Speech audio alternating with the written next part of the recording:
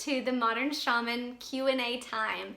Thanks for joining me on my YouTube channel. And if you are new to me, I will say, first, welcome, and thanks for being here. And if you like this kind of thing and you're into this type of metaphysical community, please like and share and comment and get involved in our community here. I have a website, which is just themodernshaman.net, and you can get connected with me there for one-on-one sessions or to learn about my psychic development workshops. Okay, so there's my spiel. Let me read the question for today. Rachel, can you explain how to ground visually? I'm glad you asked this question. So when things feel ungrounded, typically someone's explaining that because they feel out of body. They feel not primal, not very based in our 3D world, okay? So not connected to the earth, not connected to their body. They feel very in their head. They feel out of body, or very disconnected, disassociation with things. So grounded energy would be the opposite. So our form is a very carbon-based, like I said, heavy, dense energy form. Okay, and oftentimes, if you're ever astral traveling or out of body or experiencing a lot of higher dimensional planes, when you come back into the human form, it feels very heavy. It feels very dense. You're like, oh my gosh, my body is so heavy. It's like my muscles. Literally, it's such an energy of density and compacted energy. Okay, like coal almost, you know. It feels like that. It feels like a compacted form. That's just typically how I would explain the human body feeling. Okay, now we can bring more light into the body and whatnot, but that's also how I would explain what it feels like to feel grounded. It feels very physical based, very dense, and you're able to sustain this interaction with everyday life, you know, with the bank teller, paying bills, doing your day-to-day 3D activities in a linear world. You're able to do them well because you're very present in form, okay? Kind of type A, kind of focused. This is how I would explain someone who's grounded. They can get things done. There's a sense of logic. There's a sense of moving through linearity. Now let's go through some techniques. You asked about some visual. Can you explain how to ground visually? You're doing this visually, but you want to be as active as you can, engaging the senses, okay? And this is what I always encourage with anything that you do, even with your psychic senses. You want to translate them as viscerally as you can into human form. So you want to feel into it, you want to smell into it, you want to sense into it, you want to hear into it, you want to engage your internal senses as much as you can to activate the reality of that experience for you. Okay, you want to integrate it, not just make it internal vision, but you want to feel into the totality of that experience to where it's an experiential psychic belief. Does that make sense? Because oftentimes what happens when you do meditations or visual things, they're still held in the etheric realm. They're like, oh, I'm prancing through a little field right now and I'm seeing all this stuff. But you're not necessarily engaging all of the non-physical senses like you would in a regular waking experience, in a reality of what you would experience in 3D. Meaning you're not smelling it, you're not hearing it, you're not integrating all of those things. So as much as you can when you ground or when you do anything psychically, you want to try to activate all of your psychic senses, which includes your clairaudience, the internal hearing, your clairsentience, the internal feeling, the claircentrist, which is the internal olfactics or smelling, all of it as much as you can into that experience, okay? So one technique for grounding in that way would be to set up a grounding cord, and I would do this through the root chakra, but I like to do it through the pelvis. Step one would be to visualize your pelvis, like as if you're a skeletal system, okay? Like your skeleton, like a little bone, you know, skeleton that you would see on Halloween, you know, put out as decoration. So imagine your pelvis as a little skeletal form, okay? And your pelvis has those two holes on each side of the hip bones, right? So internally, I would visualize those holes and hook a hook that looks like, to me, I like to visualize it like a hook that is on a tow truck, okay? It's freaking solid, okay? That can carry some serious weight. So we hook 2 hooks on each of the pelvis little holes, okay, in your hip bones, right?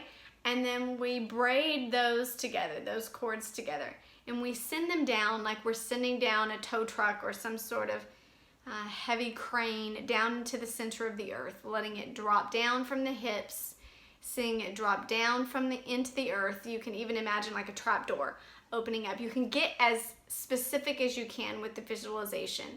Seeing it go through the trap door, seeing it sink into the mud, into the water, into the porous earth, as if there's an aquifer or cave underneath there. It just keeps going down deeper and deeper and deeper and deeper and deeper into Mother Earth until it hits down, clop, at the bottom in the center of the earth.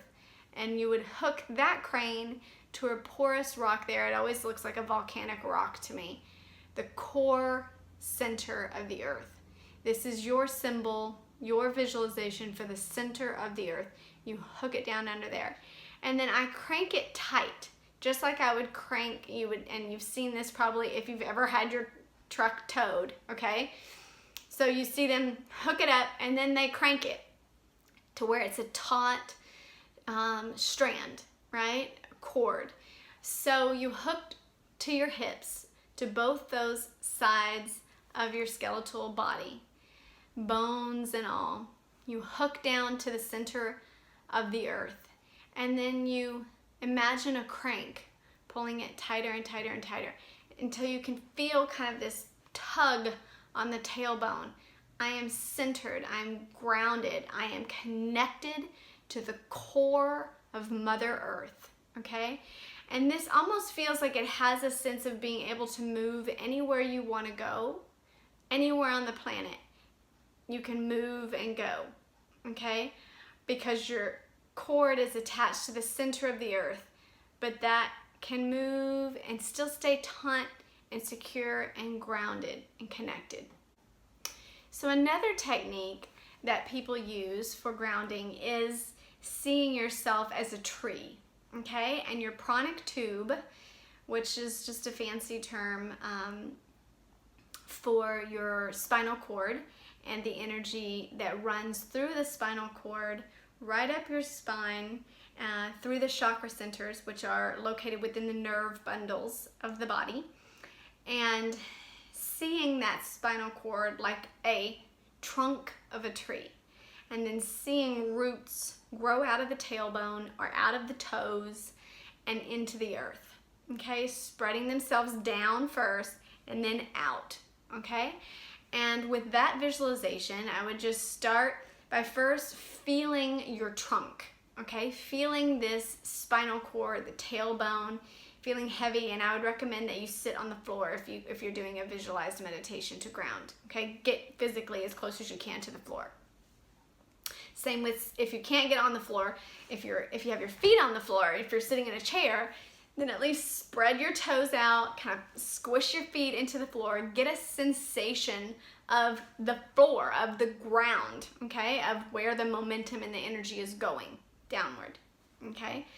So sitting, feeling connected to the ground via the toes or via your tailbone on the floor, feeling that sense of your trunk, spreading with every breath out like you have roots coming out of your tailbone or out of your toes, whatever area is touching the floor, and spreading them into the earth, okay? Just like squishy toes in the mud, like you want to get the full, like I said, sensation of that energy integrating into the earth, okay? So you want to feel it go through the mud, you want to feel it go through the water, the heat, the magma, until you get to the core center of the earth, and you want to spread it wide out through the earth.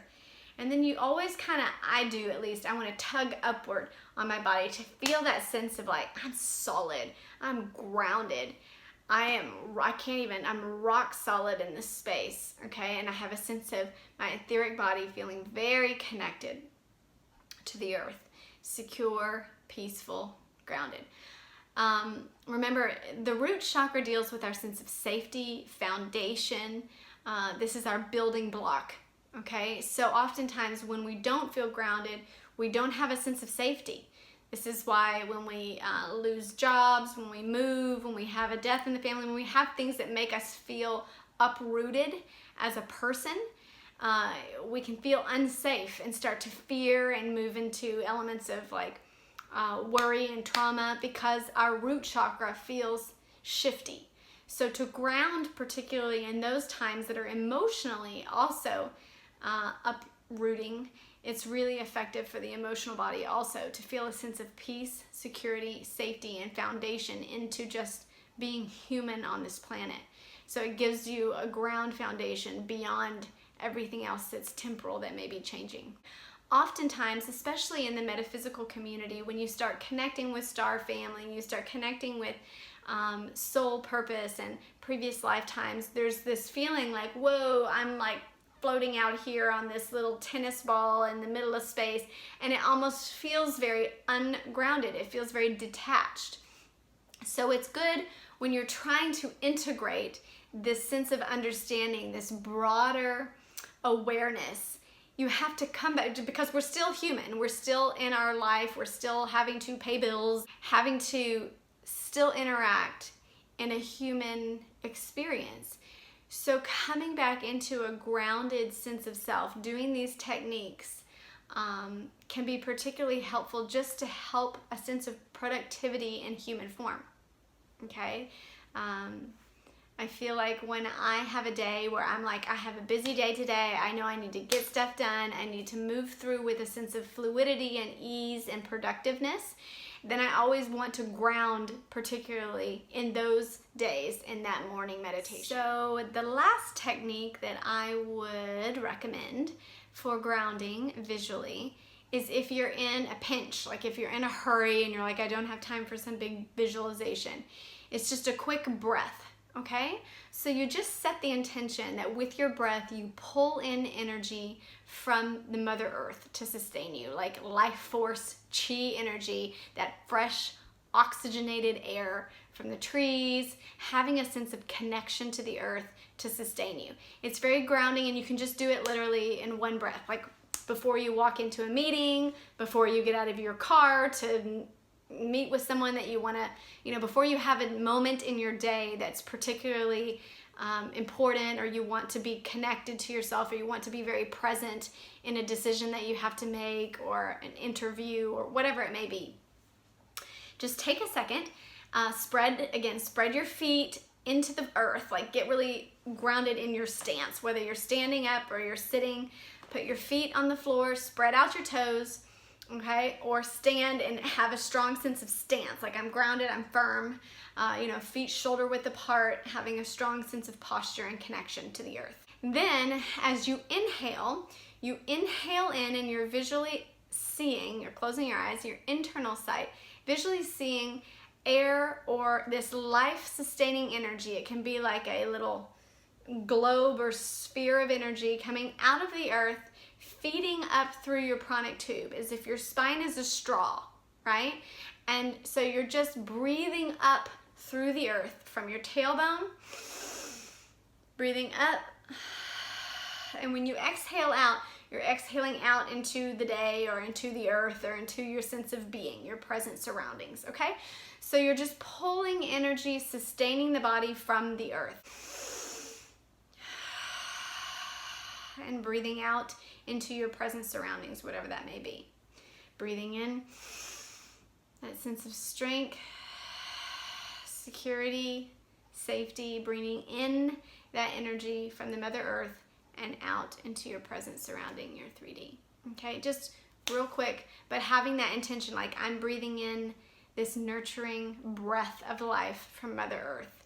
Just a couple breaths to center you in, making you feel grounded and connected, and then go about your day.